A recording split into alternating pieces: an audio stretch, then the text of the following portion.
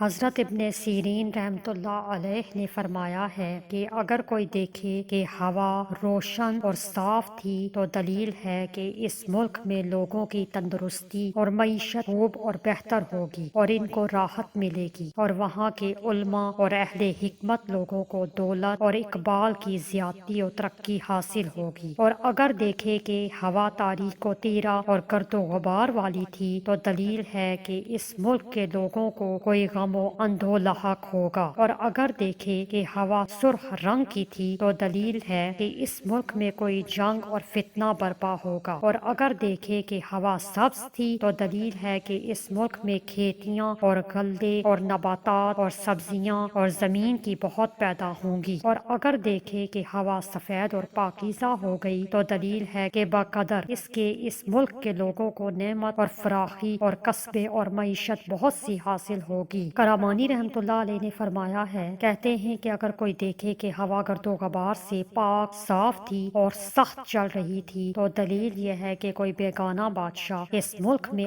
آئے گا اور ان لوگوں کو رنج اور زحمت پہنچائے گا۔ اور اگر دیکھے کہ کچھ تھوڑا سا حصہ ہوا کا کسی شہر یا کسی محل و مقام کے اوپر روشن اور صاف ہو گیا ہے تو دلیل یہ ہے کہ اس سال میں اس موضوع و مقام کے لوگوں کو نعمت اور فراخی اور خیر و منافت پہنچے گی۔ اور اگر دیکھے کہ ہوا مختلف طور سے تھی تو دلیل ہے کہ اس ملک کے لوگوں کا حال پراگندہ اور پریشان ہو۔